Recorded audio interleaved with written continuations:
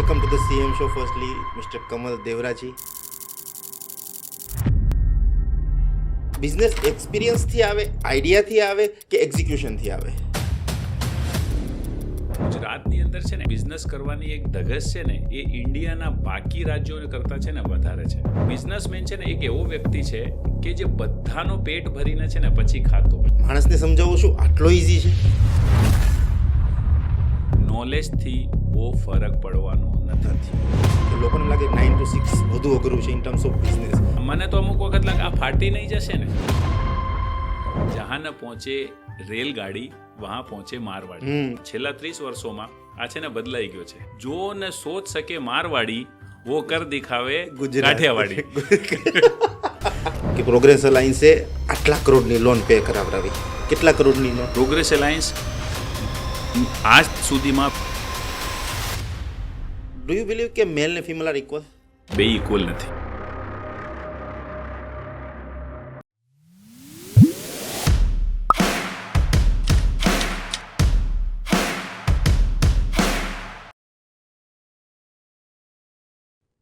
Welcome to the CM show. Firstly mister Kamal Devraji, કેમ છો? Thank you so much. મજામાં.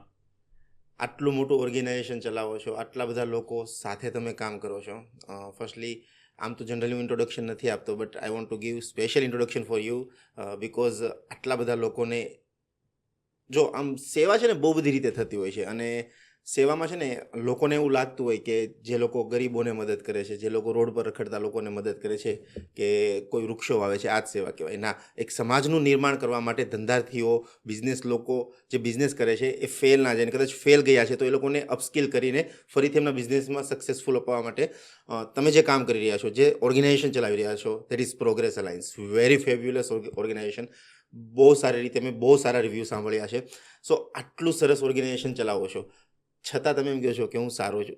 Reason એમ છે કે આખો દિવસ કમ્પ્લેન જ સાંભળવાની છે, છતાં પણ પોતાના માઇન્ડસેટને આટલું સારી રીતે રાખવું કઈ રીતે? આમાં છે ને બે વસ્તુ છે. સૌથી પહેલાં તો કોન્ટ્રીબ્યુશન જે છે ને, મેકિંગ અ ડિફરન્સ, એ સમાજમાં છે ને અલગ અલગ રીતે થઈ રહ્યું છે. જેમ તમે કીધું કે કોઈ ભૂખ્યાને ભોજન કરાવી રહ્યો છે, કોઈ રાતના છે ને ઠંડીની અંદર છે ને કાંબળ કોઈને ઓઢાઈ રહ્યો છે, કોઈ છે ને કોઈ બાળકોનો એજ્યુકેશનનો કરી રહ્યો છે. એટલે દરેકે દરેક વ્યક્તિ છે ને એમની રીતે સમાજની અંદર કંઈક ને કંઈક ફાળો આપી રહ્યો છે. મજાની વાત છે કે ગરીબ હોય કે અમીર હોય, નાનું હોય કે મોટું હોય, ભણેલું હોય કે અભણ હોય, જ્યાં સુધી માણસ કોઈના જીવનમાં ફાળો નહીં આપશે ત્યાં સુધી છે ને એને જીવન જીવવાની સંતુષ્ટિ મળવાની નથી. Yes, true. આને એક બહુ તમે એક નોર્મલ રીતે જોશે ને તો એક મા હોય ને એ એના બાળકનો ઉછેર કરીને એને નવડાવી દોવડાવીને એનો ટિફિન તૈયાર કરીને એ ફૂલફિલમેન્ટ મેળવતી હોય કે હું કંઈક કરી રહી છું, અંદરથી સંતોષ મળતું હોય. લોકો છે ને એમના ભાઈને સપોર્ટ કરીને કંઈક કરી રહેતા હોય. એક વ્યક્તિ હોય એ જે આપણે ગવર્મેન્ટમાં ડ્યુટીમાં હોય, એ લોકો ફરજ બજાવીને છે ને સેવા કરતા હોય. એટલે સેવા અથવા તો કોન્ટ્રીબ્યુશન અથવા તો કોઈના જીવનમાં ફાળો એ છે ને માણસની અભિવ્યક્તિ જ છે. તમે એમ કહી શકો કે ભગવાને આપણને છે ને એવા જ બનાવીને મોકલ્યા છે કે જ્યાં સુધી હું કોઈના જીવનમાં ફાળો નહીં આપીશ ત્યાં સુધી જીવન જીવવાની મજા મને આવશે ટ્રુ નહીં. તમે જુઓ, મોટા મોટા બિઝનેસમેન હોય એ છે ને મોટા મોટા હોસ્પિટલ બનાવતા હોય, મોટા મોટા સ્કૂલ્સ બનાવતા હોય, મોટા મોટા ડોનેશન્સ કરતા હોય. પહેલાં બધું ભેગું કરીએ પછી આપીએ. શું કામ? આપ્યા વગર છે ને તમારી પાસે જે કાંઈ છે એ તમે આપી જ્યાં સુધી આપશો નહીં ને ત્યાં સુધી તમને અહીંયા છે ને સંતોષ મળવાનો નથી. એટલે કોન્ટ્રીબ્યુશન અથવા તો મેકિંગ અ ડિફરન્સ જે છે ને એ માણસની એક અભિવ્યક્તિ છે. લોકોને છે ને એ નથી સમજ પડતું. જ્યાં સુધી આ ઈશ્વરનું બનાયેલું છે कि जब तक आप किसी के जीवन में कुछ कंट्रीब्यूट नहीं करोगे, कुछ योगदान नहीं दोगे, तब तक અહીંયા કોઈ ખૂણામાં છે ને મજા આવવાની નથી. અને આ વસ્તુ છે ને મેં ડિસ્કવર કરી લીધી છે, મેં મારા જીવનમાં મેળવી લીધી છે કે જીવનનું સાચું ઉદ્દેશ્ય છે ને કોકનું જીવન બદલવામાં છે. અને પ્રોગ્રેસ અલાયન્સ એનો માધ્યમ બન્યો, અને જેનાથી અમે છે ને એન્ટરપ્રેનર્સના જીવનમાં મેકિંગ અ ડિફરન્સ કરવાનું કામ કરીએ છીએ. આને હું સિમ્પલ આખી જર્નીને એક લાઇનમાં કહું તો કે સિમ્પલ, તમે જીવ્યા છો કે તમે જીવી રહ્યા છો? જે તમે જીવી રહ્યા છો ને એ જે તમે લોકોની લાઈફની અંદર જે ડિફરન્સ ક્રિએટ કરીને કરો છો એના કારણે જીવી રહ્યા છો. બાકી તો લાખો કરોડો માણસો જીવે જ છે આ દુનિયાની અંદર. ઓકે, સો આપણે સ્ટ્રેટ ફોરવર્ડ બિઝનેસ પર આવવું છે, બરાબર? હવે દુનિયાની અંદર વર્ષોથી 5000 વર્ષો તેમ કહેવાય કે પાણી વહેતું રહેતું હતું, બરાબર. માણસની બોડીની અંદર 75% પાણી હોય, આ દુનિયા પર 71% પાણી ફેલાયેલું છે, રાઈટ. બરાબર. એક આ મૂવીનો ડાયલોગ છે, મેડ ઇન ચાઇના નામનું મૂવી આવેલું, એમાં પરેશ રાવલ એમ કહે કે આ બધા વચ્ચે ને એક ડેઢશાણો આવે, એ ડેઢશાણો એ પાણીને એક પાણીની બોટલની અંદર પેક કરે, બરાબર, અને આ પાણીને 20-20 રૂપિયા, 15-15, 10-10 રૂપિયા જે તે સમયની મોંઘવારી પ્રમાણે વેચે. જે વસ્તુ ફ્રીની હતી એને ઓપોર્ચ્યુનિટી તરીકે ક્રિએટ કરીને એ માણસે આખો બિઝનેસનું એમ્પાયર ક્રિએટ કર્યું. Right. સો બિઝનેસ એક્સપિરિયન્સથી આવે, આઈડિયાથી આવે કે એક્ઝિક્યુશનથી આવે? બરાબર છે. તમને એક વસ્તુ કહું, ગુજરાત છે ને, ગુજરાતની અંદર છે ને એન્ટરપ્રેન્યોરશિપ અથવા તો બિઝનેસ કરવાની એક ધગશ છે ને, એ ઇન્ડિયાના બાકી રાજ્યો કરતા છે ને વધારે છે. આ એક નોટિસ કરવા જેવી વાત છે. આજે ગુજરાતનો જે ઇકોનોમિક ગ્રોથ છે એ બાકી રાજ્યો કરતા 100થી આગળ છે. સુરત આજે દેશનું નંબર 1 સ્વચ્છ શહેર છે. એનું એક કારણ છે, ગુજરાતની અંદર છે ને એન્ટરપ્રેન્યોરશિપ છે ને લોહીમાં છે. લોકોને છે ને પોતાનું બિઝનેસ કરવું છે. અને મજાની વાત, આ જે ધગશ છે એ ધગશ એમની પોતાની છે. મોટા ભાગના તમે આજે એન્ટરપ્રેન્યોર્સ જોશો ગુજરાતના અલગ અલગ રાજ્યોમાં, ભાવનગર હોય, સુરત હોય, રાજકોટ હોય, અમદાવાદ હોય, અમરેલી હોય, એમને કોઈ વારસાગત કંઈ મળેલું નથી. મોટા ભાગના એન્ટરપ્રેન્યોર્સ જે આજે બિઝનેસ કરે, નાનું હોય કે મોટું, એ ફર્સ્ટ જનરેશન એન્ટરપ્રેન્યોર છે. એમને કોઈ બાપ દાદાના ધંધા હતા એવું હતો નહીં. મોટા ભાગના એન્ટરપ્રેન્યોર જે આજે હું પ્રોગ્રેસ એલાયન્સની અંદર પણ જોઉં, એમના મોટા ભાગના મધર ફાધર જે છે એ ખેડૂત છે, યા તો હીરામાં જોબ કરતા હોય. તો એમને છે ને એક ધગશ છે કે મારે મારું કંઈક કરવું છે, મારે મારું પોતાનું કંઈક કરવું છે, મારે ઓલું જોબ નથી કરવી. અને જેમ આપણે વડાપ્રધાન કહેતા હોય કે દેશને આગળ લઈ જવું હોય તો બિઝનેસ, એન્ટરપ્રેન્યોર, એમ્પ્લોયમેન્ટ એ આગળ લઈ જવું પડશે. એટલે ગુજરાતના એન્ટરપ્રેન્યોર્સ છે ને એમને છે ને બિઝનેસ કરવું છે, એમને છે ને પોતાનું કંઈક કરવું છે. એ ધગશ ઓલરેડી એની અંદર છે. અને પ્રોગ્રેસ એલાયન્સે છે ને એ ધગશને આઈડેન્ટિફાઈ કરી. અમે જોયું કે લોકોને છે ને કરવું છે, પણ એમની પાસે વે નથી, એમની પાસે રસ્તો નથી. કયા રસ્તે કરવું, કઈ રીતે કરવું, અને જે હું કરી રહ્યો છું એ બરાબર છે કે નથી, એમાં હું ખોટે રસ્તે તો નથી જઈ રહ્યો ને, એ એમની પાસે કોન્ફિડન્સ ને સલાહ સૂચન નથી. પ્રોગ્રેસ એલાયન્સ એ જગ્યા ઉપર કામ કરે. પ્રોગ્રેસ એલાયન્સ એમના એક્સપર્ટ્સ થ્રુ, પ્રોગ્રેસ એલાયન્સની અંદર જે એન્ટરપ્રેન્યોર્સ હોય, જેમણે એક લેવલ અચીવ કર્યું હોય, જે બિઝનેસની અંદર ઓલરેડી ઠોકર ખાઈને એક જગ્યા પહોંચ્યા હોય, એ લોકો એમના અનુભવથી, એમના પ્રેક્ટિકલ અનુભવથી બીજા એન્ટરપ્રેન્યોરને ગ્રોઈંગ ટુગેધરના થીમમાં, એટલે મારું થઈ ગયું છે પણ બીજાનું એ થવું જોઈએ, એ સાચા ભાવમાં એકાબીજાને સપોર્ટ કરે. અને એ ખાસ વસ્તુ અમે પ્રોગ્રેસ એલાયન્સની અંદર છે ને એવું માનીએ છીએ કે દેશની સૌથી વધારે કોઈ સેવા કરતો હોય તો એ છે ને ફૌજી હોય, જે આપણી સીમા ઉપર ઊભો હોય. કેમ કે એ છે ને દેશની રક્ષા માટે છે ને અહીંયા ગોળી ખાતો હોય, એની જાન દઈ દેતો હોય. સાચું કહું તો એક એન્ટરપ્રેન્યોરની અંદર એટલી હિંમત હોતી નથી કે એ દેશની સરહદ પર જઈને છે ને એની જાન આપી દે. હું તમને એકદમ ઓથેન્ટિક કહું, we don't have that courage.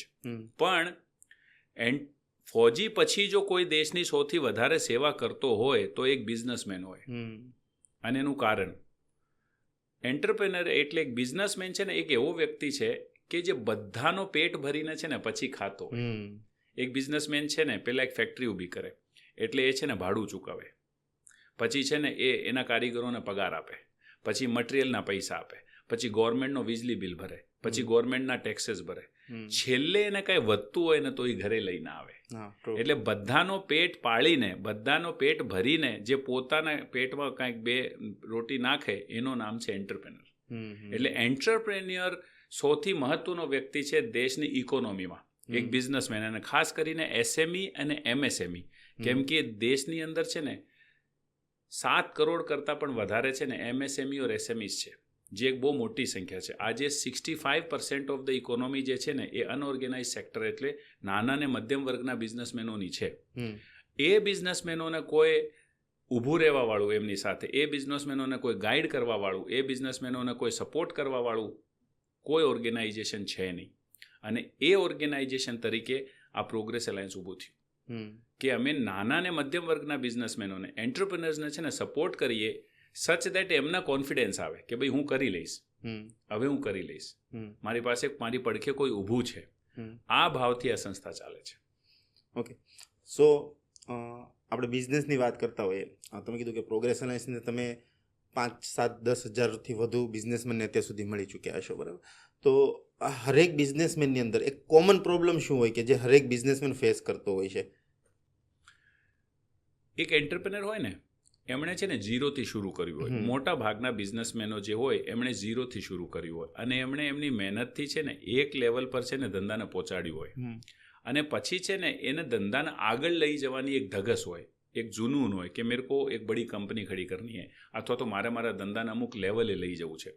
અને એ પ્રોસેસની દરમિયાન છે ને એ છે ને અમુક મિસ્ટેક્સ કરી બેસે, અમુક ચેલેન્જીસ આવે. જેમ કે કોમન ચેલેન્જીસની તમને વાત કરું તો સૌથી પહેલું ચેલેન્જીસ કે જ્યારે એનું બિઝનેસ વધે ત્યારે એને છે ને ટીમ વધે.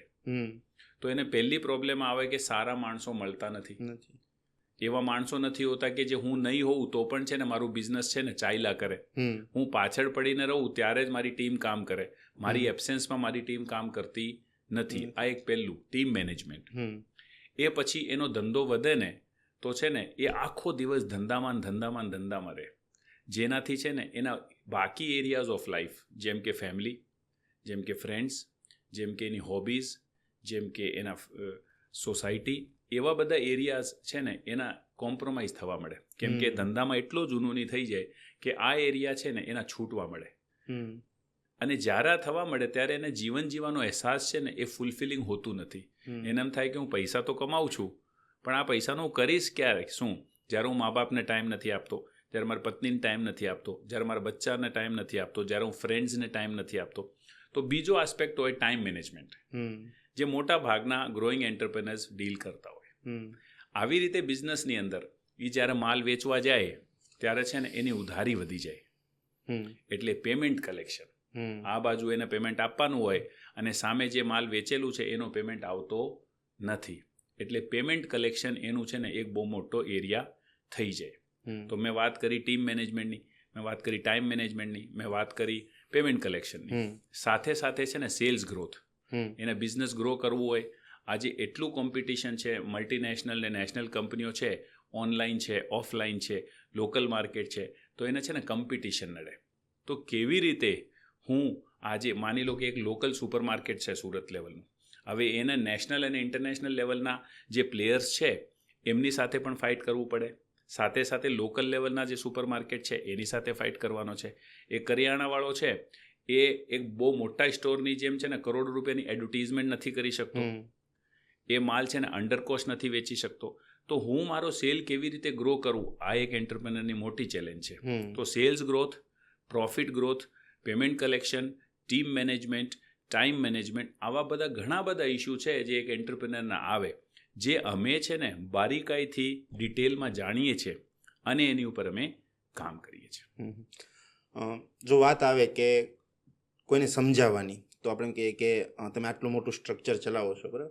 તો એક સીધી શબ્દોમાં આપણે વાત કરીએ, આપણે બેઠા તને વાત કરીએ કે કોઈકને સલાહ આપવાની વાત થઈને, સલાહ આપવા માટે માણસ પૈસા ના ચૂકવે. માનો કે જ્યારે ભીષ્મ પિતામાં રણભૂમિમાં ન્યોછાવર થઈ ગયા, એટલે મતલબ એમને તીર વાગ્યું ને જ્યારે મરતા હતા, તો એ સમયે એમને જોઈને અર્જુન રડવા લાગ્યો.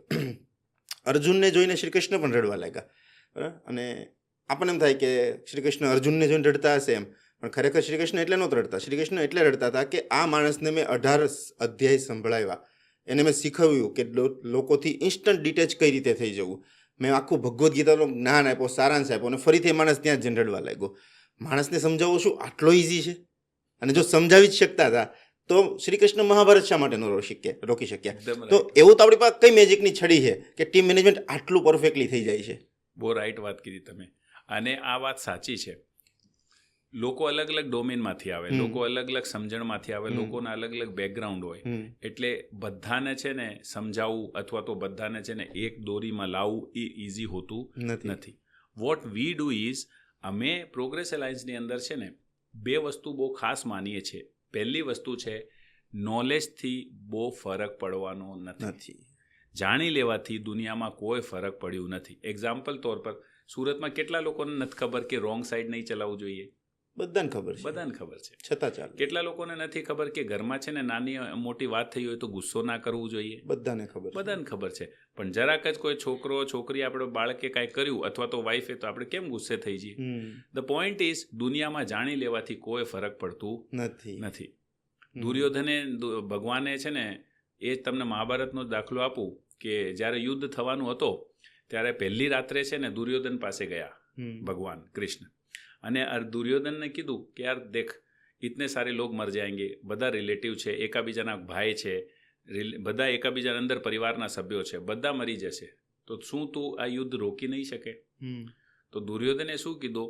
જાનામી મમ ધર્મમ अधर्मम किम जानामी, धर्म और अधर्म क्या है मैं जानता हूँ, लेकिन मैं अपनी प्रवृत्ति से मजबूर हूँ. સ્વભાવથી એને ખબર જ હતું, પણ તે ખબર હોવાથી કાંઈ ફરક પડે નહીં. તો અમે છે ને બહુ નોલેજ નથી આપતા, અમે છે ને બહુ જ્ઞાન નથી આપતા, અમે છે ને બહુ સલાહ સૂચન નથી આપતા, કેમ કે ઇન્ડિયામાં સલાહ સૂચન આપવાવાળા લાડ બેઠા છે, ડોરે ડોર બેઠા છે, ગલ્લે પણ બેઠા છે. અને હું તમને કહું, એ સલાહ સૂચનો તમે માયના હોત તો તમારી આ દશા જ ન થાય. ટ્રુ.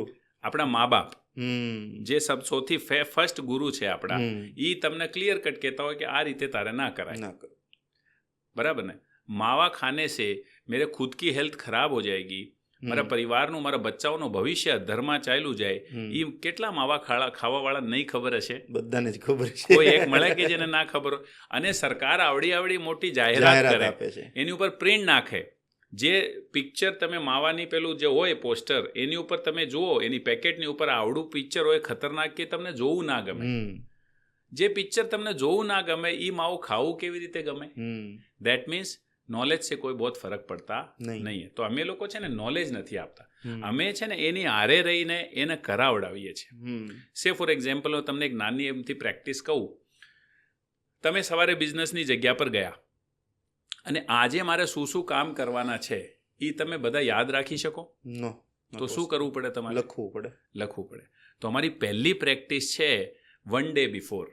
કાલે મારે ધંધા પર જઈને શું કરવાનો છે એ આજે રાત્રે બેસીને મારી ટાસ્ક બુકમાં, મારી ગ્રોથ બુકમાં મારે લખી લેવાના. હવે જો તમે રાત્રે તમને ક્લિયર હોય કે સવારે મારે જઈને આટલા 25 કામ કરવાના છે અને તમે ઓફિસે આવો અને એ ડાયરી તમે ખોલો, તો તમારા માટે કેવું કરે? બહુ ઇઝી રહે, તરત જ એક કામ થઈ જાય કે નહીં થઈ જાય? આ અમે કરાવીએ છીએ. એટલે અમે ખાલી નોલેજ નથી આપતા, અમે એને જીવનમાં ઉતારીએ છીએ. નોલેજ, જો હું તમને મારો જ લાઈફનો એક્ઝામ્પલ આપું, હું છે ને 25 વર્ષથી છે ને ગાડી ચલાવું, અને લાસ્ટ 16 વર્ષ મેં છે ને કોઈ દિવસ સીટ બેલ્ટ નથી લગાવ્યું. 16 વર્ષ. પણ જ્યારે પ્રોગ્રેસ અલાયન્સમાં આવ્યો ત્યારે મને રિયલાઇઝ થયું કે સીટ બેલ્ટ નહીં લગાવીને હું મારું અને મારા પરિવારનું ભવિષ્ય ખતરામાં નાખું છું. તે દિવસનો દિવસ છે, આજનો દિવસ છે, હું સીટ બેલ્ટ લગાવું.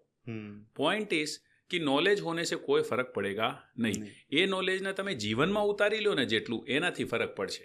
તો અમે મોટા ભાગે છે ને પ્રેક્ટિકલ આસ્પેક્ટ, જે જીવનમાં કઈ રીતે જાય એની ઉપર કામ કરીએ છીએ. બહુ નોલેજ આપવાની જરૂર નથી. તમને જાણીને આનંદ થશે કે પ્રોગ્રેસ અલાયન્સ કેવી રીતે ચલાવવું એ લોકો મને સલાહ આપતા હોય છે, પણ એ છે, એ માણસનો સ્વભાવ છે. What we are committed is કે ઉસકી જિંદગી મેં કેસે જાય. અમે શું કરીએ? અમે એને કહીએ કે રોજ તારે છે ને ટાસ્કશીટ લખવાની. હવે એમાં 70% લોકો લખે, 30% લોકો ના લખે, પછી 30% લોકોની પર મહેનત કરીએ, બકા લખ. અને એક દિવસ આવે ધીમે ધીમે એને એ ટાસ્કશીટના ફાયદા જોવા મળે. જ્યારે માણસના ફાયદા દેખાવા મળે ત્યારે એ કરવાનો જ છે. કોઈ પણ માણસ છે ને એમનું ફાયદો થતું હોય તો એ કામ કરશે. એટલે અમે છે ને ટાસ્કશીટ લખાવીએ. ટાસ્કશીટ લખાવાથી શું થાય? એના કામો ફટાફટ થવા મળે. ટાસ્કશીટ થવાથી એના બિઝનેસમાં વેલોસિટી આવવા મળે. ટાસ્કશીટ લખવાથી એને છે ને ટાઈમ બચવા મળે. જે તમે નોટિસ કરો, તમે ઓફિસે આવ્યા છો અને તમે કામ લઈને બેઠા, ત્યાં જ છે ને તમારું મોબાઈલમાં ટિંગ કરીને નોટિફિકેશન આવે, અને તમે એ નોટિફિકેશન જોવા જાઓ અને એ નોટિફિકેશન તમને કોઈ વેબસાઇટ પર લઈ જાય અને પછી તમે ત્યાં ને ટી શર્ટના કલર જોવા મળો. જે કામ માટે તમે મોબાઈલ ઉઠાવ્યો હતો એ તમે ભૂલી જાઓ. કેટલી બધી વખત એવું થાય કે તમે કોઈ કસ્ટમરને કોલ કરવા માટે મોબાઈલ ઉઠાવ્યો અને ઓલો ગ્રીન ટીપો જોઈને છે ને તમે એ જોવા મળો એન્ડ તમારું 20 મિનિટ ચાલ્યા જાય. વેન યુ આર ફોકસ્ડ, જ્યારે તમારે સામે ટાસ્કશીટ હોય તો તમે એ જ કામ કરો, તમારા કામ જલ્દી થવા મળે, રિઝલ્ટ આવવા મળે, તમને ટાઈમ મળવા મળે અને તમારે માટે છે ને એ બધું અવેલેબલ થઈ જાય.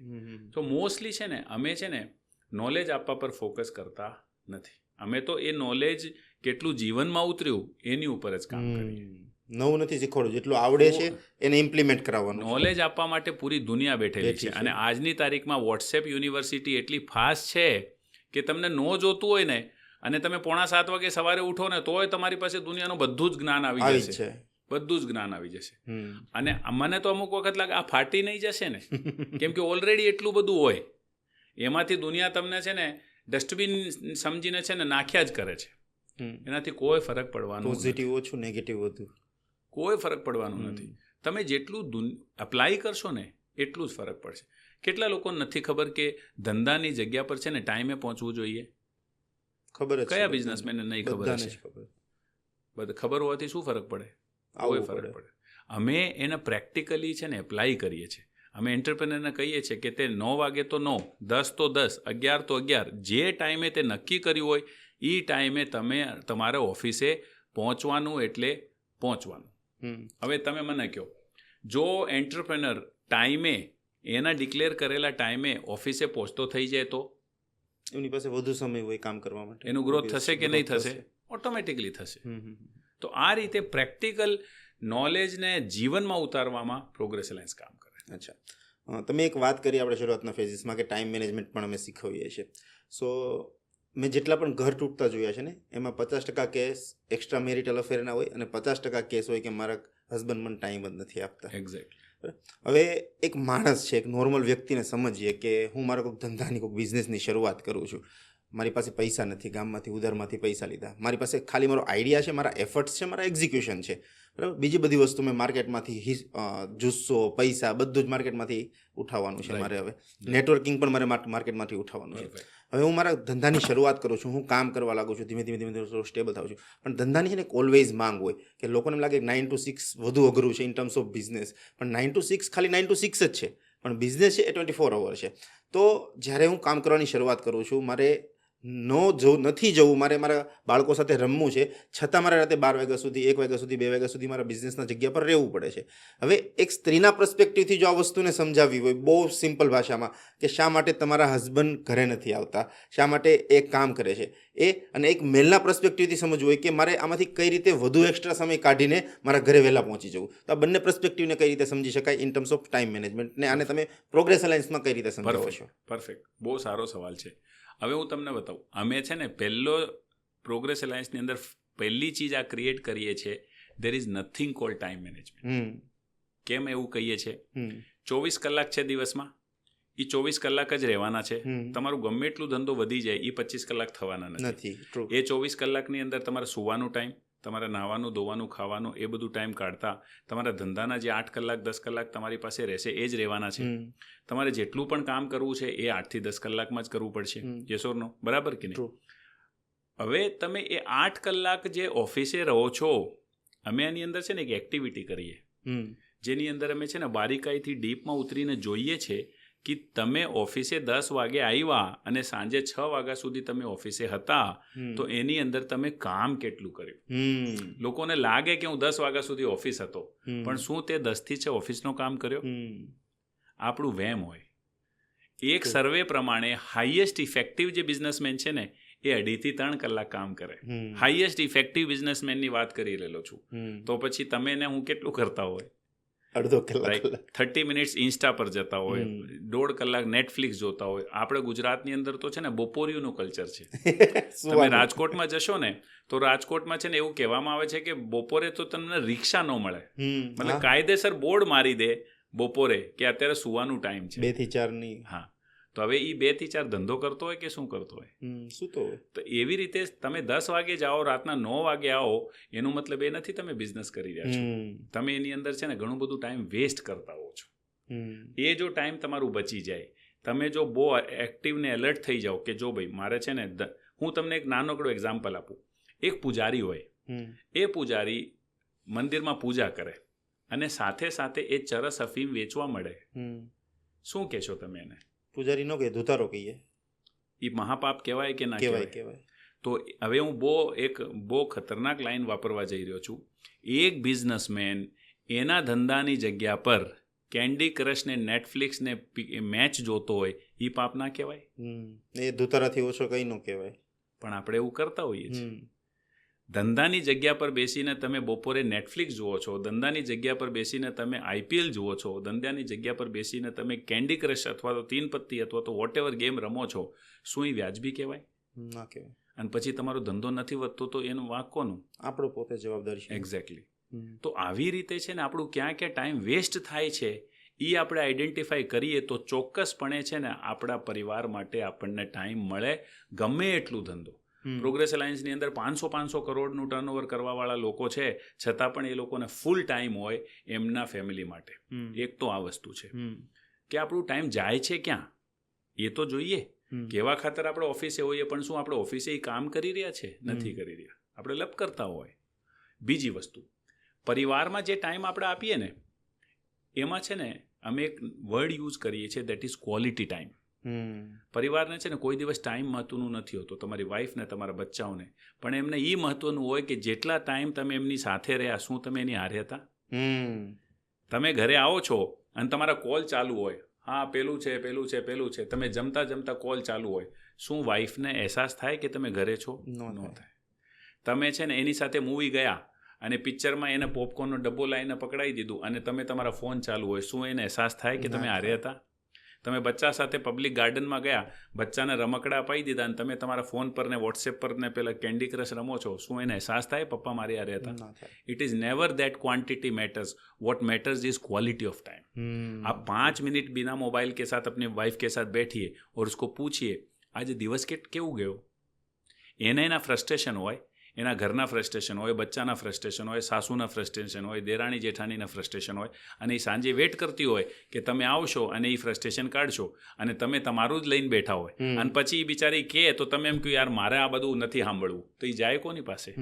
તો એમાં પછી ફ્રસ્ટ્રેશન ન વધે અને છૂટાછેડા ન થાય તો શું થાય? ક્યારે પણ છે ને વાઈફને એવું નથી કે તમે છે ને આખો દિવસ એની હારે બેસો, પણ તમે 10 મિનિટ બેસો, એ 10 મિનિટ શાંતિથી એની હારે રહો વગર મોબાઈલ, એ મેટર કરે. એને સાંભળો. એટલે લોકોને એમ થાય કે મેં સન્ડે છે ને એને ઢોસા ખવડાવી આવ્યો, પિક્ચર બતાવી દીધું મોલમાં અને 5,000ની શોપિંગ કરાવી દીધી એટલે મારું પૂરું થઈ ગયું. એવું નથી હોતું સાહેબ. It is the quantity, it is the quality of time that matters. It is the quality. તમે 10 મિનિટ એની હારે રહો. તમે ક્યારેક એને છે ને જઈમાં પછી એમ કહો કે ચાલ આજે છે ને આપણે નીચે આંટો મારવા જઈએ, ચાલ હું તને આઈસ્ક્રીમ ખવડાવવા લઈ જાઉં. એ 10-15 મિનિટ જે તમે જઈ ના આવો, જેમાં તમારું મોબાઈલ તમારી હારે ના હોય, તો એને છે ને કોઈ શાંતિ, કોઈ તકલીફ રહેશે નહીં. તમે ગમે એટલા વાગ્યા સુધી ધંધા પર રહ્યો. પણ આપણે ઓફિસના ટાઈમે ઓફિસનું કામ નથી કરતા અને ઘરે આવીને પછી ઘરવાળા સાથેના રીતે રહેતા, તો પછી પ્રોબ્લેમ થાય જ ને. તો આ વસ્તુ અમે એન્ટરપ્રેન્યોરોને બતાવીએ છીએ, આ વસ્તુ અમે ક્રિએટ કરીએ છીએ કે ભાઈ જ્યારે તમે ઘરે રહો ત્યારે જીવન મરણનો પ્રશ્ન ના હોય તો ફોન ના ઉપાડો, સામેવાળાને કહી દો કે હું સવારે વાત કરું, અને એ સમય તમે બચ્ચાઓ સાથે રહો, એ સમય તમારા વાઈફ સાથે રહો. સિમ્પલ છે. ઘરે કંકાસ ઓછું રહેશે તો તમારું ધંધામાં ધ્યાન વધારે જશે કે નહીં જશે? પ્રોબ્લેમ હોય ઓલો ધંધાની ટેન્શન ઘરે લઈ આવે અને ઘરની ટેન્શન પેદા થાય પછી ઓફિસે લઈ જાય, ધંધો ગ્રો ક્યાંથી થાય? નથી થવાનો. That is where an entrepreneur makes mistakes. અહીંયા લોકો મિસ્ટેક કરી જાય. ધંધાના ટાઈમે ધંધાનું કામ નથી કરતા અને ઘરે રહીને જે કરવાનું હોય એ ઘરે નથી કરતા.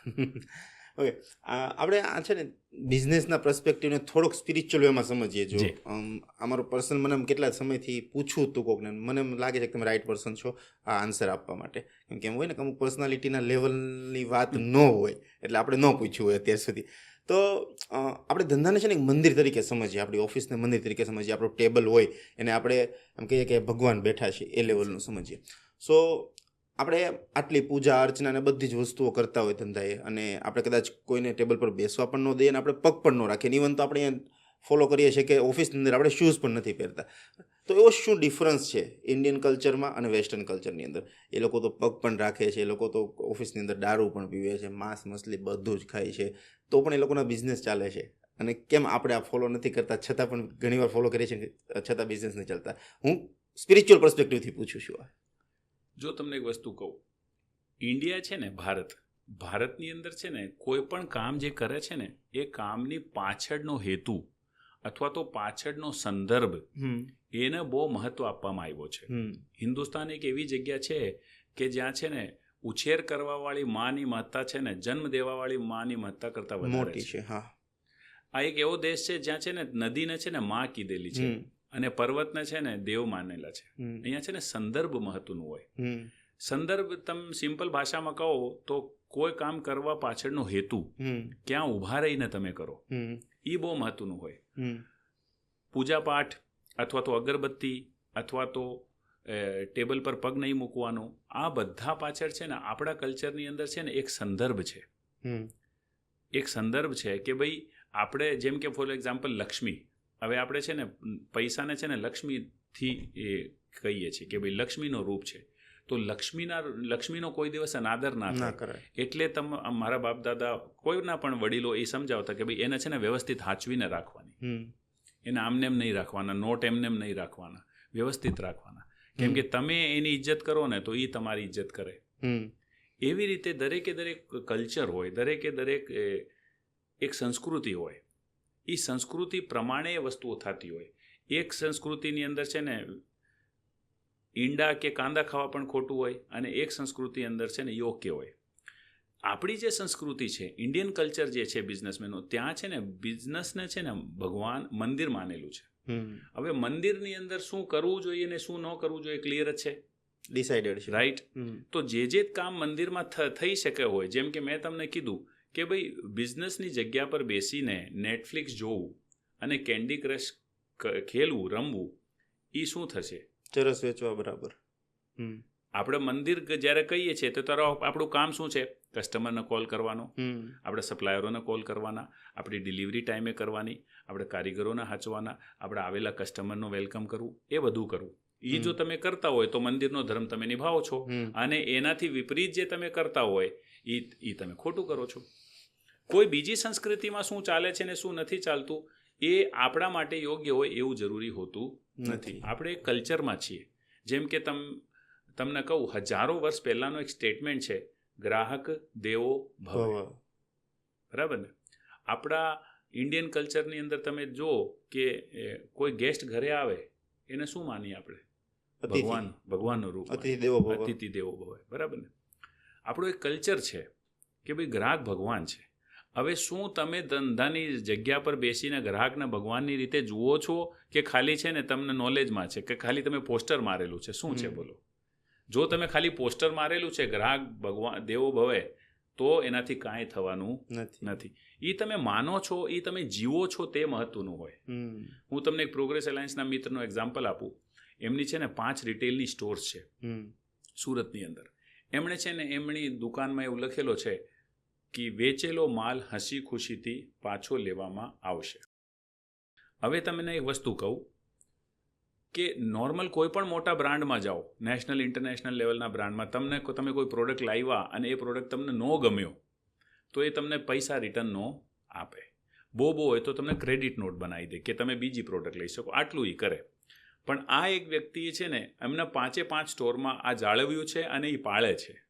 તમે એમની પાસે સવારે જાઓ અને એમ કહો કે આ જીન્સ, આ ટી શર્ટ મને નથી ગમ્યું અને મારે 1500 રૂપિયા પાછા આપવાના છે, તો તમને એ એમ ન કહે કે હજી મારે બોણી નથી થઈ, અથવા એ ન કહે કે હજી મારા અગરબત્તીનો ટાઈમ છે. એ તમને રોકડા કાઢીને આપી દેશે. સો એ ધંધાનો ધર્મ કે ભાઈ મારો ગ્રાહક છે ને એ મારો ભગવાન છે, એ પાછો આપી દેવું એ મહત્વનું છે. તો કોઈ પણ વસ્તુ ખોટી નથી, કોઈ પણ વસ્તુ રાઈટ નથી. તમે ક્યાં ઊભા રહીને છે ને એ પાળો છો તે મહત્વનું છે. કોઈ વસ્તુ નથી, તમે સમજી લો. પ્રોગ્રેસ એલાયન્સની અંદર અમે એવું માનીએ છીએ કે માની લો કે આપણી કંપનીની અંદર ટીમ છે, 2 વ્યક્તિ, 4 વ્યક્તિ, 6 વ્યક્તિ સુધી લઈને 200-500 વ્યક્તિ સુધી હોય.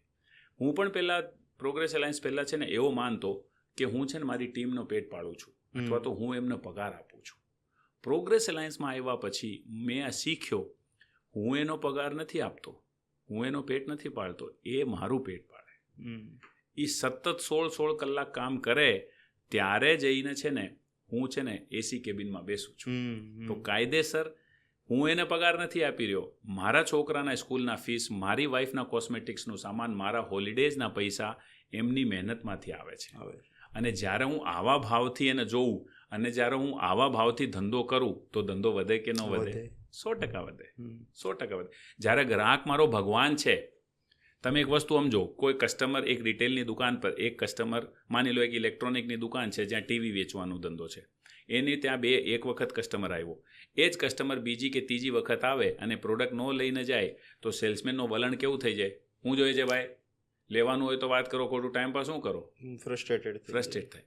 અમે એમને છે ને શીખવાડીએ, માની લો કે કૃષ્ણ તમારી દુકાનમાં આવ્યા છે, તો શું તમે એવી રીતે વાત કરશો? ના કરે કોઈ. માની લો કે ભગવાન રામ ત્રીજી વખત આવ્યા, એને 2 વખત ટીવી નથી ગમ્યું, ત્રીજી વખત ભગવાન રામ આવ્યા, તો તમે એમ કહેશો ભાઈ પૈસા છે ખિસ્સામાં? એવું ન બોલો ને. તો ગ્રાહક દેવો ભવે, એ ખાલી બોલો છો કે જાળવો છો કે માણો છો, એ મહત્વનું છે. અગેન પેલી વાત આવી ગઈ કે જાણવાથી કે નોલેજ લેવાથી કાંઈ ફરક પડશે? બની શકે કે પેલો કસ્ટમર 2 વખત ખાલી જોઈને ગયો હોય અને આજે એની સેલરી થઈ હોય, આજે એને પગાર થયા હોય અને આજે પાકો લેવા આવ્યો હોય. બની શકે ને. તમારો કામ છે એને ગ્રીટ કરવાનું, એને વેલકમ કરવાનું, પ્રોડક્ટ બનાવવાનું, લેવાનું નહીં લેવાનું એનું કામ છે.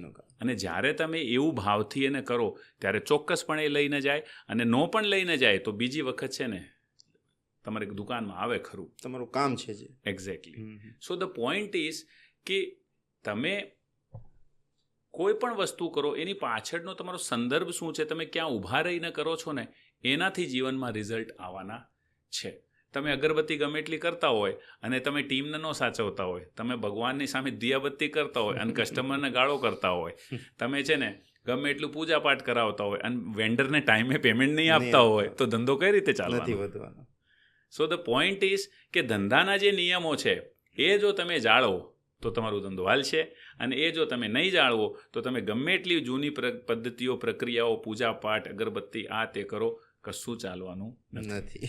તમે વાત કરી ફ્રસ્ટ્રેશનની, એની અંદર મને એક વાત યાદ આવી કે ફ્રસ્ટ્રેશન, ગુસ્સો, ઇટ ઇઝ આમ એક સબ્જેક્ટિવ વર્ડ છે. સબ્જેક્ટિવ એટલે કહી શકાય કે અમને રીલ બનાવી હતી ગુસ્સા ઉપર, સારી બહુ રીલ ચાલી, 1.5 મિલિયન વ્યૂ આવ્યા.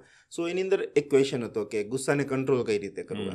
એટલે મેં એમ સિમ્પલી વિચાર્યું તો મને ખબર પડી કે ગુસ્સો છે ને બહુ સબ્જેક્ટિવ વસ્તુ છે, અને સિમ્પલી ભાષામાં એટલું સમજીએ તો આપણે આમ કોઈક કરોડપતિ માણસ કે જે આપણા પરિવારનો મોભી હોય એની પર ગુસ્સો હોય તો આપણે શું મોઢે કહી દેવાના છે, તું જવા દે, આપણે એની ઉપર જ ગુસ્સો કરીએ છીએ જ્યાં આપણું ચાલે છે. એટલે આ બહુ સબ્જેક્ટિવ વસ્તુ છે, બરાબર. તો ગુસ્સો છે એ બિઝનેસને કઈ રીતે ઇમ્પેક્ટ કરે છે, બરાબર, અને ગુસ્સાને આમ પ્રોપરલી કંટ્રોલ કરી શકાય ખરો કે કઈ રીતે કરવો જોઈએ? તો બિઝનેસના ડોમેનમાં અને એક નોર્મલ લાઈફના ડોમેનમાં આપણે ગુસ્સાની ઉપર વાત કરીએ.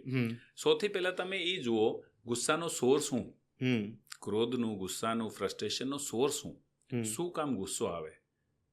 ગુસ્સાનો ઓલવેઝ સોર્સ છે કે જ્યારે પરિસ્થિતિ, લોકો ને પરિણામ, 3 વસ્તુ, પરિસ્થિતિઓ, લોકો અને પરિણામ તમારા મુજબ ના થાય ત્યારે ગુસ્સો આવે. ટ્રુ. કસ્ટમર આવે અને તમારી પાસે માલ લઈ જાય, રોકડા આપી દે, ભાવ ન કરાવે તો તમને ગુસ્સો આવે? પણ પેલો એમ કે આ તો બાજુમાં આટલામાં મળે છે, તો તમે ગુસ્સે થજો, મને લાઈને બતાવી દો, હોય જ નહીં, આમ છે ને તેમ છે ને, ચાલુ થઈ જાવ, ત્યાંથી લઈ લે. એક્ઝેક્ટલી. તમે સાંજે ઘરે ગયા અને તમારો 10 વર્ષનો 8 વર્ષનો છોકરો ગેટ ખોલે, હેલો પાપા, તમે થાકી ગયા છો, બેસો, હું પાણી લઈ આવું, તો તમને ગુસ્સો આવે?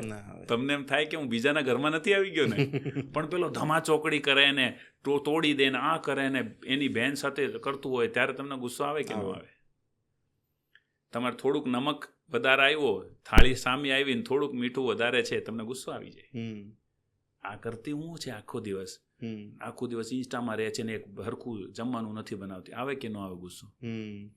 સો ધ પોઈન્ટ ઇઝ પરિસ્થિતિ, પરિણામ ઓર લોકો, એ 3 વસ્તુ છે ને તમારા હિસાબે ન થાય ને તો ગુસ્સો આવે. તો માણસને એ સમજવું જ પડશે કે દુનિયામાં પરિસ્થિતિઓ, લોકો તમારા હિસાબે ચાલવાના નથી. તમારા બાળકો પણ નહીં ચાલે, લોકોની વાત નથી ચાલવાનું. સો એનો રસ્તો શું છે? સ્વીકાર. જે છે તેનો સ્વીકાર. જેટલું સ્વીકાર ભાવ વધશે એટલું ગુસ્સો ઓછો આવશે. હવે તમારે બૈરી છે, હવે એ કોઈ એક્સચેન્જ ઓફરમાં ચેન્જ તો ના થાય. તો તમે કાં તો એને છે ને એની સાથે એમ રહ્યો કે યાર આવી છે ને તેવી છે ને, કાં તો એને સ્વીકાર કરી લો. રાઈટ. સો સ્વીકાર ભાવ જેટલું વધારશે ને માણસ, એટલું એને ગુસ્સો ઓછો થઈ જશે. હું તમને એક એક્ઝામ્પલ આપું. કોમ્પિટિશન, ધંધામાં કોમ્પિટિશન વધી રહ્યું છે, તો હું મારા એન્ટરપ્રેનરને શીખવાડું, બકા હજી કોમ્પિટિશન વધવાનો છે, તું તૈયાર થઈ જા, એનાથી ગુસ્સે થવાથી કાંઈ થવાનો નથી. આવનાર ટાઈમમાં કેટલા બધા એવા બિઝનેસ છે જે આમ રાતોરાત છે ને ખલાસ થઈ જશે. કંકોત્રીનો બિઝનેસ ક્યાં છે હવે? પતી ગયો. એવા બહુ બધા બિઝનેસ રહેશે જે આમ રાતોરાત છે ને બંધ થઈ જશે. તો તું એને કંટ્રોલ કરી શકે? ન કરી શકે. તું એને ગુસ્સે થઈને કંઈ બદલી શકે? ન બદલી શકે. તમે શું કરી શકો? તમે તમારી તૈયારી કરી શકો. હું આજથી શું તૈયારી કરું કે મને કોમ્પિટિશન નડે નહીં? હું મારા બીજા અલ્ટરનેટિવ શું તૈયાર કરું એ આપણા હાથમાં છે. તો સૌથી પહેલાં પરિસ્થિતિનો સ્વીકાર કરશે એટલે ગુસ્સો નહીં આવે. બીજું, તમે એક બહુ ઇમ્પોર્ટન્ટ વાત કરી, ગુસ્સાનો એક નેચર હોય, એ છે ને એનાથી કમજોર વ્યક્તિ પર આવે. તમારાથી પાવરફુલ વ્યક્તિ પર કોઈ દિવસ ગુસ્સો આવે નહીં. તમારો છે ને ટીમ મેમ્બર હોય, સ્ટાફ મેમ્બર હોય, એ છે ને તમને ગમે તે સામે ન બોલી દે, એને ગમે એટલું ગુસ્સો આવે, કેમ કે એને ખબર છે જો હું આ કરું તો મારે લોસ ઓફ જોબ થઈ જાય, મારી નોકરી ચાલી જાય. બરાબર કે નહીં? એવી રીતે તમારા જે 2 કરોડ જેની પાસેથી લેવાના હોય એની ઉપર તમે ગુસ્સો ન કરો, પણ તમારા બૈરી પર કરો. તો ગુસ્સાનો એક નેચર છે કે પોતાનાથી પાવરફુલ પર નથી આવતો. વાય? કેમ કે ઇન્સાનને ખબર હોય કે અહીંયા જો હું ગુસ્સો કરું તો મારે એના પરિણામ ભોગવવા પડશે. એટલે છે ને માણસનો એક સ્વભાવ છે કે જ્યાં એનું નથી ચાલતું ને ત્યાં એ ચૂપ થઈ જાય, અને જ્યાં ચાલે છે ને ત્યાં ગુસ્સો કરે. પણ એના જે ડેમેજ હોય ને એ બહુ ખતરનાક હોય. તમે તમારા બાળક પર, તમારા ટીમ પર, તમારા કસ્ટમર પર, તમારી વાઈફ પર, તમારા ભાઈ પર, પાર્ટનર પર જે ગુસ્સો કરતા હોય ને એના એવા પરિણામ છે જે કદાચ છે ને તમને ખબર પડે તો તમે છે ને આમ કાંપી ઉઠશો. એટલે ગુસ્સો માણસને, અને ખાસ કરીને એન્ટરપ્રેનરને તો બિલકુલ જ શોભતો નથી. બિલકુલ નથી શોભતો. એટલે આપણે કહીએ કે આ પોડકાસ્ટમાં કે હવે જ્યારે ગુસ્સો આવે ને તમારાથી પાવરફુલ માણસની સામે જઈને પછી ગુસ્સો તમારો બતાવજો. થશે જ નહીં. ગુસ્સો કંટ્રોલ થાય જ નહીં. અને ગુસ્સાના કંટ્રોલનો સોર્સ છે કે ભાઈ પરિસ્થિતિ, પરિણામ અને લોકો એ જેવા છે ને તેવા સ્વીકાર કરો. એવું જ રહેવાનું છે. એની અંદર હું શું કરી શકું એ તમે જોશો તો કદાચ તમને નવા રસ્તાઓ મળશે. અને ગુસ્સો કરવાથી તમારી વિચારવાની શક્તિ ખલાસ થઈ જાય. ગુસ્સો કરવાથી એમાં નવું શું કરી શકાય તે ખલાસ થઈ જાય. અને રિલેશનશિપને પરિસ્થિતિઓ વધારે બગડે. તમે જો ગુસ્સો કરીને ક્યારે પણ પરિસ્થિતિઓ સુધરી નથી. તો તમે પરિસ્થિતિઓની અંદર સારું પોઝિટિવ ચેન્જ લાવવા માંગો છો કે એને હજી બગાડવા માંગો છો? તો ઓલવેઝ છે ને ગુસ્સો એક વ્યક્તિ તરીકે, એક એન્ટરપ્રેનર તરીકે, એક ફેમિલી પર્સન તરીકે એ માણસનું નુકસાન જ કરે, બીજું કાંઈ કરે નહીં. તમે એક વર્ડ બોલો, સ્વીકાર ભાવ, કે મને છે ને વાત વારે વારે કરવી ગમે કે વિશ્વવંદનીય પૂજ્ય શ્રી મોરારી બાપુ એકવાર એમની સપ્તાહમાં કીધું હતું. મેં ત્યારથી મતલબ આ વાત મેં 2-3 વર્ષ પહેલાં સાંભળી હતી, અને સાંભળ્યા પછી ને મેં મારી લાઈફની અંદર બહુ બધા ચેન્જીસ જોયા કે હું આમ સડન મને એમ લાગ્યું કે બસ મારી જિંદગીની અંદર ઘણું બધું ચેન્જ થઈ ગયું એમ. તો વિશ્વવંદનીય મોરારી બાપુએ એમ કીધેલું કે આ દુનિયાની અંદર છે ને વિચારકો તો બહુ થઈ ગયા, આ દુનિયાની અંદર વિચારકો બહુ થઈ ગયા, સુધારકો પણ બહુ થઈ ગયા. આદિ અનાદિ કાળથી ચાલ્યા જ આવે છે વિચારકો અને સુધારકો. કે હું એમ નથી કહેતો કે વિચારકો અને સુધારકોની આ દુનિયાને જરૂર નહોતી કે છે કે આવનારા સમયમાં નહીં પડે. વિચારકો સુધારકોની જરૂર હતી પણ ખરી, છે પણ ખરી, પણ પડશે પણ ખરી. પણ આજે દુનિયાનો માહોલ સર્જાઈ રહ્યો છે એ પ્રમાણે આવનારા સમયમાં સૌથી વધુ સ્વીકારકોની જરૂર પડવાની છે. જો દરેક માણસ સ્વીકારતો થઈ જશે ને તો કોઈ મગજમારી જ નથી ઘરમાં, નથી સમાજમાં કે નથી ધંધામાં. એટલે સ્વીકારકોની ખૂબ સ્વીકાર ભાવ રાખો ને, બહુ જરૂર છે. Acceptance is everything. બીજી વસ્તુ, ડુ યુ બિલીવ કે મેલ ને ફિમેલ આર ઇક્વલ? માણસ અને ફિમેલ બંને ઇક્વલ હોય, તમે બિલીવ કરો છો? આ એક સવાલ એવું છે કે જેની ઉપર છે ને બહુ બધી વાતો થઈ શકે, બહુ બધી બહેસ થઈ શકે. પણ તમે એક વસ્તુ સમજો, જેનેટિકલી, બાયોલોજીકલી આપણે બે ઇક્વલ નથી. બેયની નીડ્સ અલગ છે, બેયની ઇમોશનલ નીડ્સ અલગ છે, ફિઝિકલ નીડ્સ અલગ છે, બધાની વસ્તુ અલગ અલગ છે. તો આ વસ્તુ જો એક આર્થિક અથવા તો એક સામાજિક આઝાદીની દૃષ્ટિકોણથી જો વાત કરવામાં આવે then it is has a different thing. પણ જો તમે એમ કહો કે ભાઈ ઇક્વલિટીના દ્રષ્ટિએ અઠવાડિયામાં 7 દિવસ છે એટલે 3 દિવસ તારે જમવા બનાવવાનું, 3 દિવસ મારે જમવાનું બનાવવાનું, it is not possible. Right? they can be pregnant, we cannot be pregnant. બરાબર ને? they have a talent of multitasking. Females પાસે મલ્ટીટાસ્કિંગ હોય, એ બહુ બધી એક સાથે કરી શકતી હોય. એક બાજુ દૂધ હોય, એક બાજુ દાલ ચાલતી હોય, એક બાજુ છોકરાને તૈયાર કરતી હોય, એક બાજુ ફોન હોય. એ બધાની પાસે ટેલેન્ટ છે. આપણે એવા બનેલા નથી. ફંડામેન્ટલી મેલ અને ફિમેલ છે ને અલગ છે. બેયની બનાવટ અલગ છે, બેયના નીડ્સ અલગ છે, બેયના ઇમોશનલ નીડ્સ અલગ છે. એટલે આ બેયને સરખાવવું મારા પર્ટિક્યુલર વ્યક્તિગત મત પ્રમાણે ઓકે નથી. એની ઉપર એક લાંબી બહેસ થઈ શકે છે. કદાચ જોનાર વ્યક્તિ આ પણ કહી શકે કે મેં આવું કીધું, પણ એ અમારો વ્યક્તિગત મત છે કે બેય વ્યક્તિત્વ અલગ છે, બેયની નીડ્સ અલગ છે, બેયને સરખાવવાની કંઈ જરૂરત જ નથી. હા, એક નારીનો સ્થાન છે એ નર કરતાં છે ને ઓલવેઝ ઉપર રહ્યો છે. એમાં કોઈ સાબિતીની જરૂર જ નથી. અનાદિકાલથી તમે જુઓ સીતારામ, રાધા કૃષ્ણ, નારીનો ઓલવેઝ, નારી એક માતાના રૂપમાં, પત્નીના રૂપમાં, બહેનના રૂપમાં, દીકરીના રૂપમાં ઓલવેઝ મેલ કરતાં છે ને આગળ રહી છે, આદરણીય રહી છે. તો આજના જમાનામાં એને સરખાવવું એ મારા હિસાબે છે ને એક એવો પ્રશ્ન છે કે જેની ઉપર ખાલી બહેસ સિવાય કશું આવવાનું નથી. તો તમને એક્સેપ્શન મળી ગયો, કેમ કે તમે જે કીધું ને એક્ઝેક્ટ હું 50 વાર પોડકાસ્ટની અંદર બોલી ચૂક્યો છું કે મેલ અને ફિમેલને સરખાવવાનું છે, કેમ કે બંને ઇક્વલી નથી. તમે કીધું જેનેટિકલી ઇક્વલ નથી, સમાજમાં પોતાનું ઇમોશનલી નથી, સમાજમાં સ્થાન બંનેનું અલગ અલગ છે. લોકો સરખાવતા હોય છે, પણ હું એમ પણ કહેતો હોય કે માં આદિ અનાદિ શક્તિએ એટલે જ એક સ્ત્રીને માં બનવાનું સૌભાગ્ય આપ્યું, કેમ કે એટલી મજબૂત છે ઇન્ટરનલી કે એક બાળકનું આ દુનિયાનું સર્જન કરી શકે.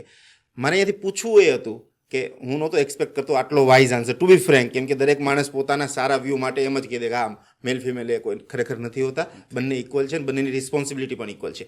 પણ એક સ્ત્રી જ્યારે એના ઘરની ફેમિલીની રિસ્પોન્સિબિલિટી ચલાવતી હોય અને સાથે સાથે તમારું WPL પણ ચલાવતી હોય, કેમ કે વુમન માટે તમે આખું એક અલગ વિંગ ક્રિએટ કરેલું છે, બરાબર.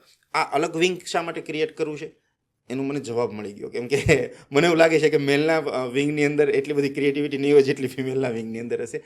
તમે હમણાં એક SS3 કર્યું ને તમે, સંકલ્પ છે સફળતા તરફ, અને બહુ હિટ પ્રોગ્રામ ગયો એ. સો વુમન વિંગ છે એ મેલ વિંગ કરતાં ડિફરન્ટ કઈ રીતે છે અને ત્યાંથી ક્રિએટિવ આઈડિયા આવે ખરા આ સાઈડ મેલ વિંગની તરફ? અને આમ કમ્પેરિઝનમાં કોઈ વાત જ નથી કે કોણ કઈ રીતે સારું કરે છે, બટ ઇન ટર્મ્સ કે કહેવાનો મતલબ એમ છે કે જેટલી પણ નેટવર્કિંગ કરતી કંપનીઓ છે, હું કંપનીનો શબ્દ એટલે યુઝ કરીશ કેમ કે બીજી બધી કંપનીઓ છે, આપણી ભલે સંસ્થા હોય, બીજા સાથે કમ્પેર કરવું હોય તો એ લોકો અલગ નથી કરતા, પણ આપણે અલગ કર્યું. એનું રીઝન શું છે?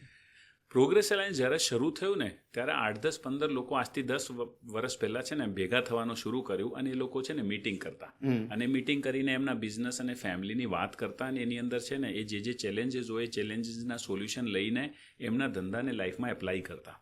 જેમ જેમ આ ઓર્ગેનાઇઝેશન આગળ વધી 2017 સુધીમાં છે ને અમને એક વિચાર આવ્યો કે ભાઈ અમે પુરુષો છે એ ઓફિસની બહાર નીકળીને અમે મળીએ છીએ, અમે અમારા ધંધાને ફેમિલીની વાતો કરીએ છીએ, અમે ડેવલપ થઈએ છીએ, અમે નવું શીખીએ છીએ, જીવનમાં એપ્લાય કરીએ છીએ, પણ શું આપણી બહેનો, આપણી પત્નીઓ, આપણી માતાઓ જે ઘરમાં ઘરકામ કરે છે, જેમાં અમુક ફૂલ ટાઈમ બિઝનેસમેન છે, અમુક પાર્ટ ટાઈમ બિઝનેસમેન છે અને અમુક પાર્ટ ટાઈમ બિઝનેસમેન નથી પણ એને જીવનમાં કંઈક કરવું છે, પણ આપણા ફેમિલીને હાચવવા, મારા ફેમિલીને હાચવવા, બચ્ચાઓને હાચવવા માટે એમને એમનું જે વિઝન હતું, એમનું જે પેશન હતું એ ગિવઅપ કરી દીધું છે.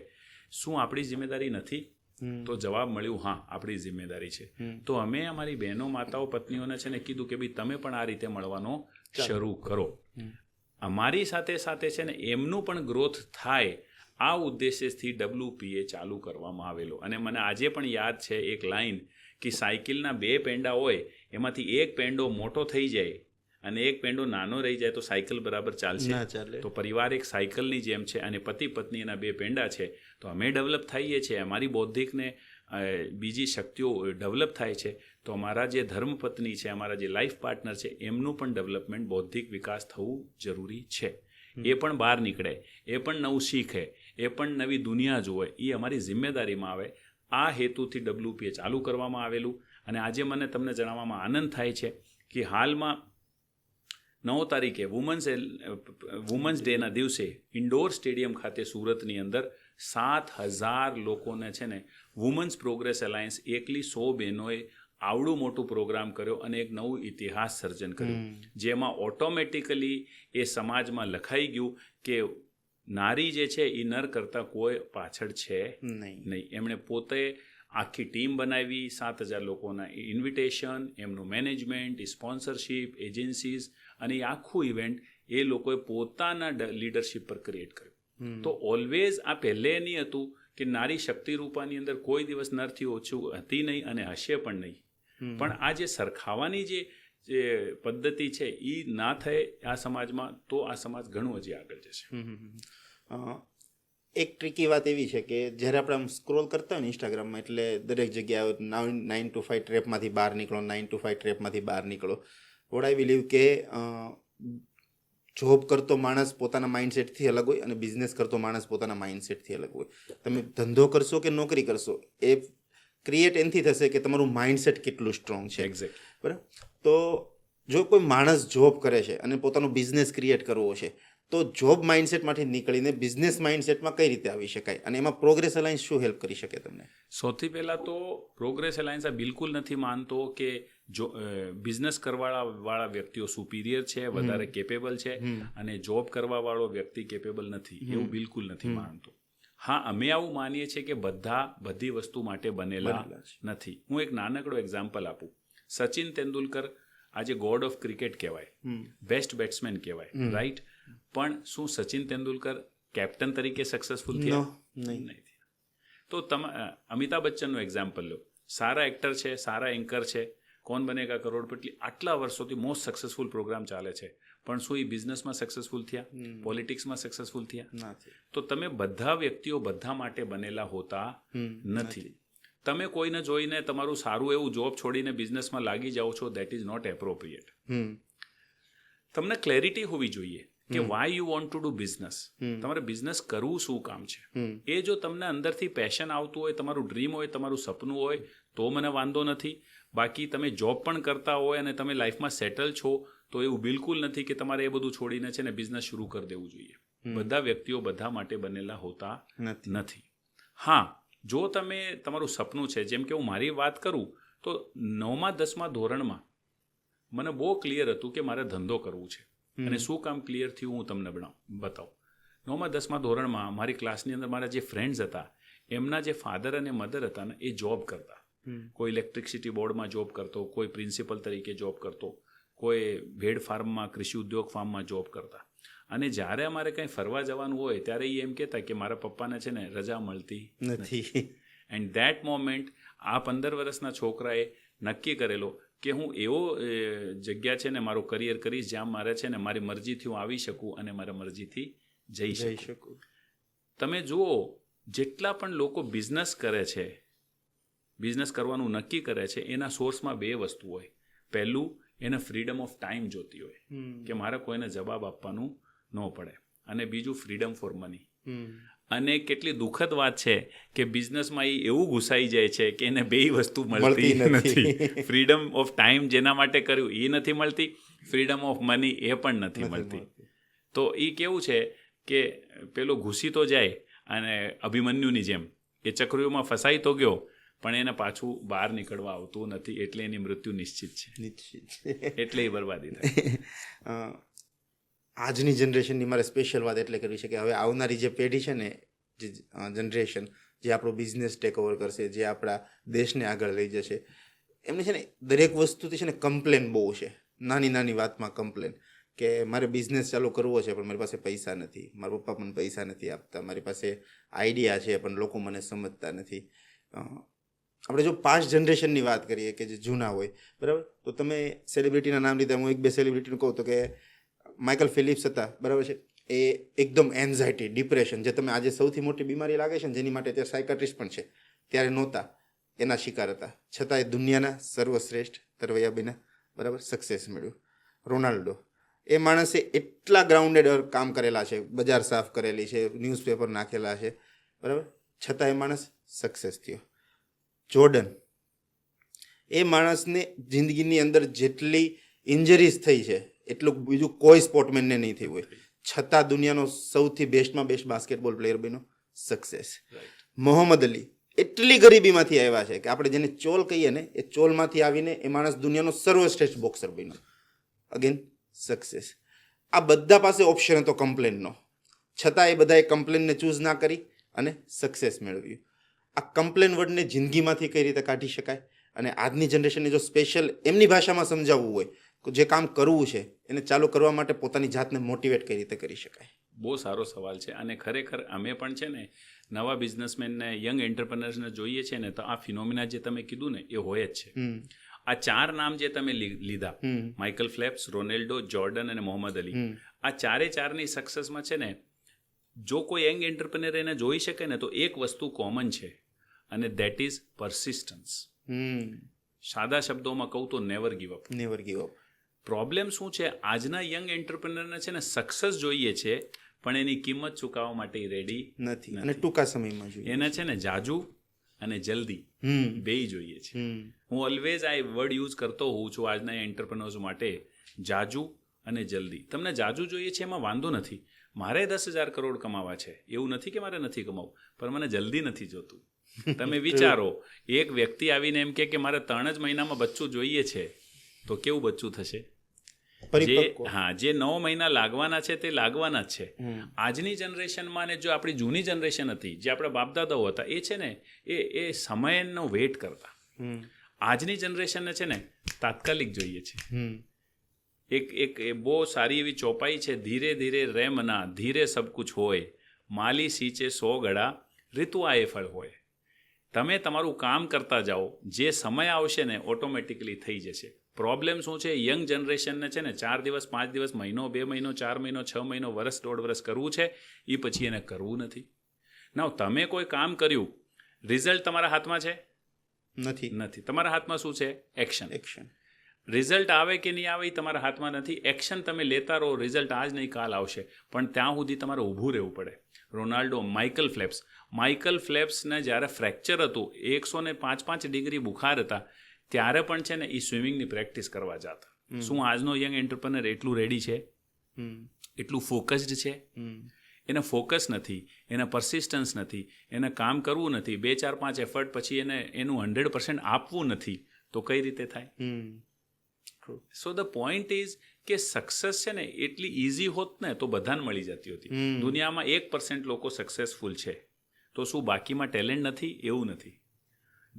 The difference between a successful and an unsuccessful person is કે સક્સેસફુલ પર્સન છે ને એ ત્યારે પણ એક્શન લે જ્યારે રિઝલ્ટ ન આવે, ત્યારે પણ એક્શન લે. બહુ મોટી વાત છે. હા.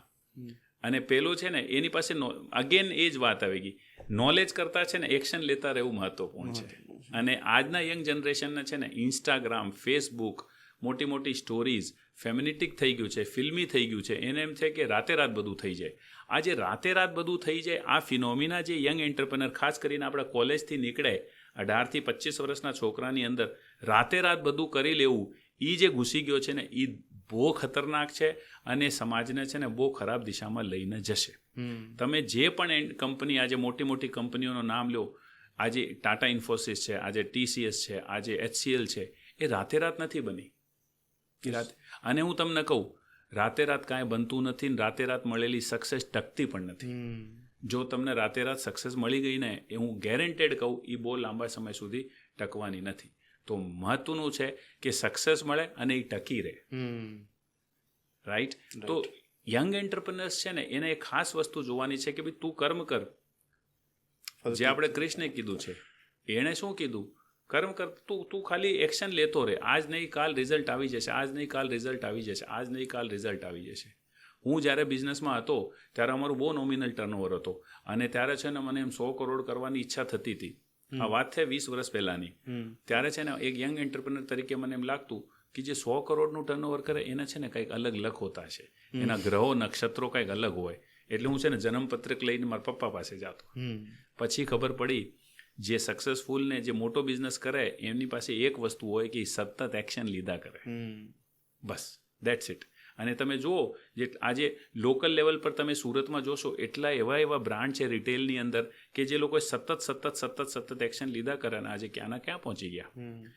લોકોને છે ને સક્સેસ દેખાય, પણ એ સક્સેસ પાછળ જે કિંમત ચૂકવેલી છે ને, એ માણસ જો જોતો થઈ જાય ને તો ક્યાંનું ક્યાં પહોંચી જાય. આજે અક્ષય કુમાર છે, એ કેટલો સક્સેસફુલ વ્યક્તિ છે, પણ એણે કેટલા ફ્લોપ આપ્યા છે ને કેટલું ડિસિપ્લિનથી એણે કામ કર્યું છે એ સ્ટડી કરવા જેવું છે.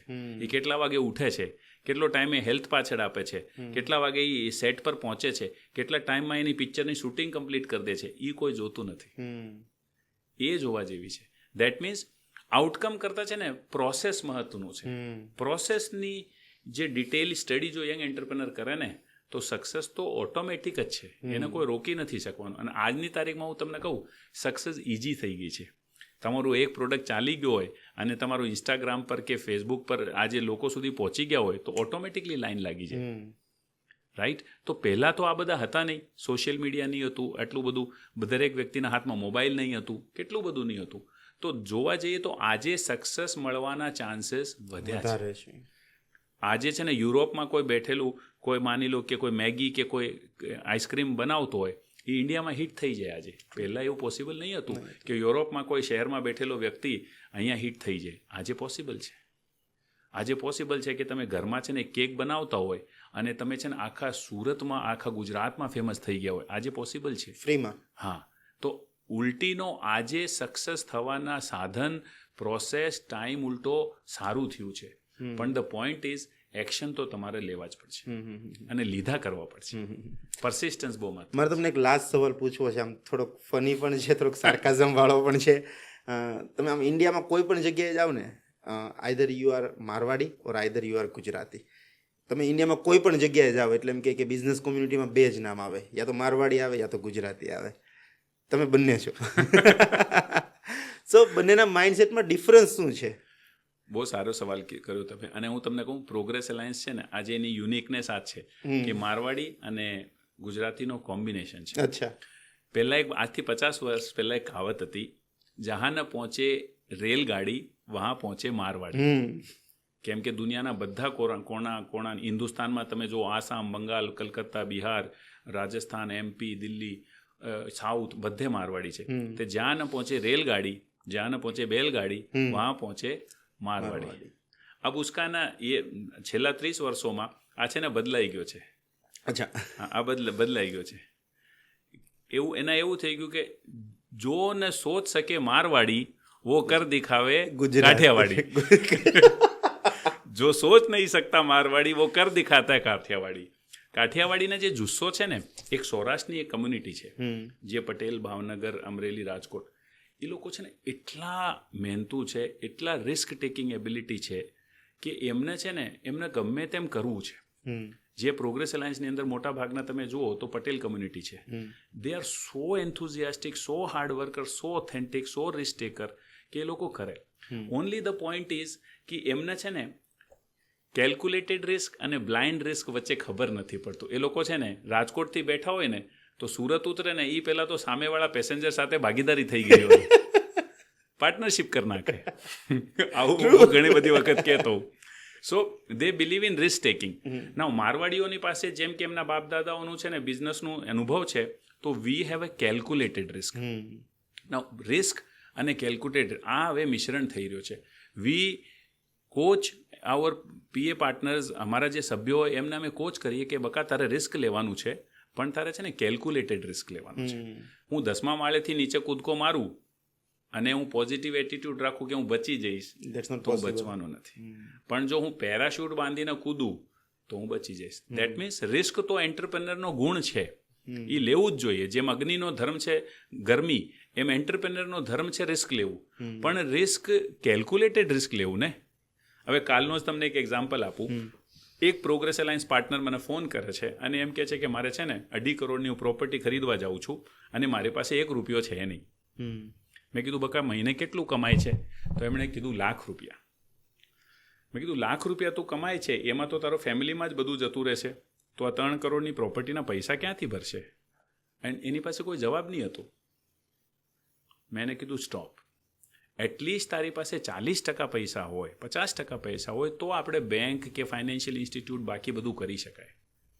ત્યારે એને સમજાણું યાદ બરાબર છે. પછી મેં એને કીધું તું અત્યારે કશું નહીં કર, ₹1,00,000 તારી જે ઇન્કમ છે પહેલાં એના 4 લાખ 5 લાખ પર કર અને 1 વર્ષમાં 50-60 લાખ રૂપિયા હાથ ઉપર કર અને ત્યારે આપણે પ્રોપર્ટી લેશું. ઇન્કમ ज़्यादा करके प्रॉपर्टी लिया जाता है, प्रॉपर्टी लेकर कभी इनकम ज़्यादा होता नहीं है. નાउ ધીસ ઇઝ ધ ડિફરન્સ. એ જો આ ડિસિઝન લેશે તો 99% ચાન્સ છે કે એ ફસાઈ જશે, અને જો મેં કીધું એ કરશે તો 99% એ બચી જશે. So this is the difference. Risk લેવું જ જોઈએ, પણ કેલ્ક્યુલેટેડ રિસ્ક લેવાનું. આ કેલ્ક્યુલેટેડ રિસ્ક જો એન્ટરપ્રેનર લેતા થઈ જાય તો ફેલિયર હોય નહીં. અને એ જ કારણ છે કે આ પર્ટિક્યુલર કમ્યુનિટીની અંદર ફેલિયર રેશિયો વધારે છે. મારવાડીમાં ફેલિયર રેશિયો નથી. કદાચ 1000 લોકો ધંધો કરે ને 1 કે 2 જણા ફેલ. જો ચીટર તો બધે કોમ્યુનિટીમાં હોય, એ અલગ છે, એના આપણે છોડી દઈએ તો જનરલી માણસ ઓથેન્ટિક છે. તો ફેલિયર રેશિયો શું કામ આ કમ્યુનિટીમાં વધારે છે? Because they do not take calculated risk. તમે ડાયરેક્ટ જ તમે ટ્રેનની સામે ઊભા થઈ જાઓ અને એમ કહો કે નહીં મારે સારું થશે, એ નથી થવાનું. રાઈટ? સો કેલ્ક્યુલેટેડ રિસ્ક માણસ લે, સતત એક્શન લે, ઓથેન્ટિસિટી રહે અને એનો ધર્મ નિભાવે એન્ટરપ્રિનરનો, તો સક્સેસ તો થવાની જ છે. હમ. એમાં કોઈ શંકાને સ્થાન જ નથી. હમ. સો આ બધું અમે પ્રોગ્રેસ એલાયન્સ થકી કરીએ. હમ. મેં આમ કીધું છેલ્લો ક્વેશ્ચન, પણ મને ફરીથી એકવાર મગજમાં એક હજુ ક્વેશ્ચન આવી ગયો.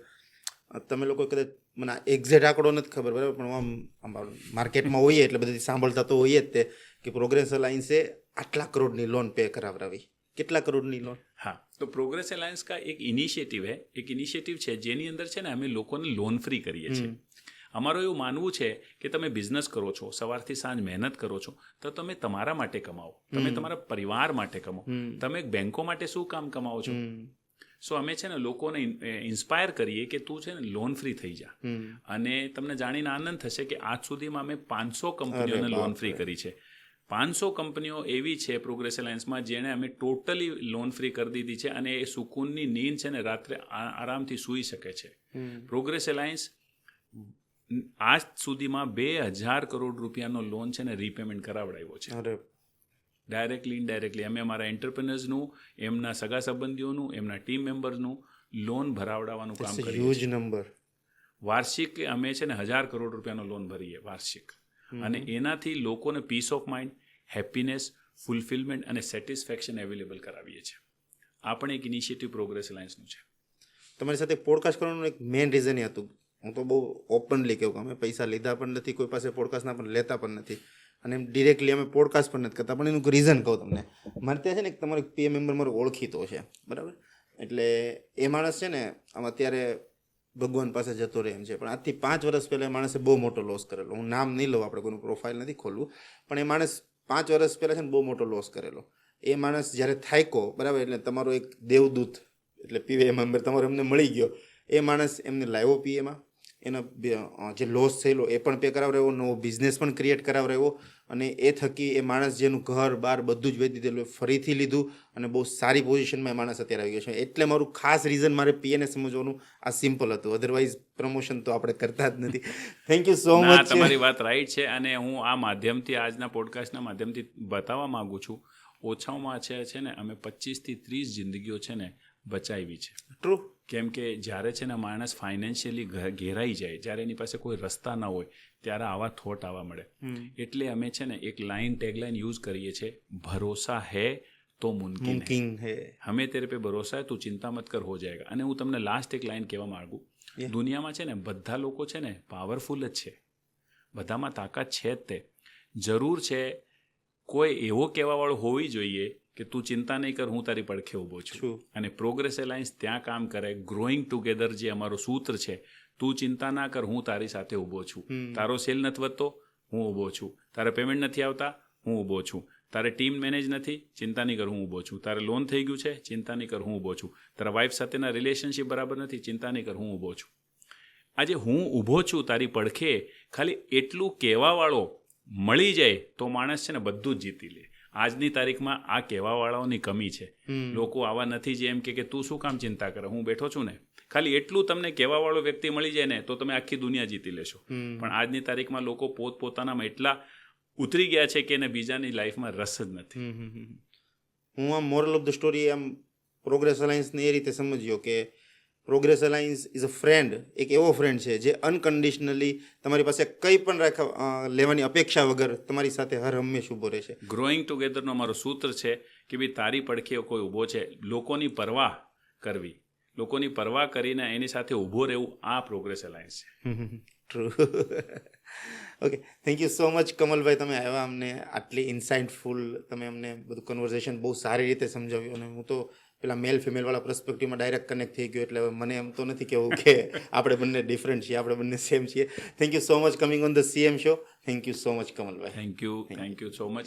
અને ખાસ એક વસ્તુ કહું, પ્રોગ્રેસ એલાયન્સ છે ને એવી રીતે કામ કરે છે કે તારે છે ને દુનિયાને બદલવાની જરૂર નથી, તું પોતે બદલ. તારે છે ને જે કામ કરવાનું છે અહીંયા કરવાનું છે. અમે છે ને ક્યારે પણ છે ને ટીમ બદલી દો, કસ્ટમર બદલી દો, વાઈફને બદલી દો, મા બાપને બદલી દો, પાર્ટનરને બદલી દો એવું માનતા નથી.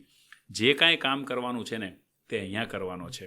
હું ઓલવેઝ એક લાઇન કહું જેની સાથે હું મારી વાતને સમાપ્ત કરીશ, જે મેં મારા જીવનમાં ઉતારી છે. એ છે ઉમ્ર ભર ગાલિબ, यही भूल करता रहा, उम्र भर गालिब यही भूल करता रहा, ધૂલ તો ચહેરે પે થી ઓર આઈના સાફ કરતા એટલે પ્રોગ્રેસ એલાયન્સની અંદર પોતાની જાત ઉપર કામ કરીએ છીએ, પોતાનું એક નવું વ્યક્તિ બનાવવાનું કામ કરીએ છીએ, અને એનાથી એના લાઈફના બધા એરિયા ચાલે. Thank you once again four inviting me and કોન્ટ્રીબ્યુટિંગ two progress alliance. Thank you so much. Thank you.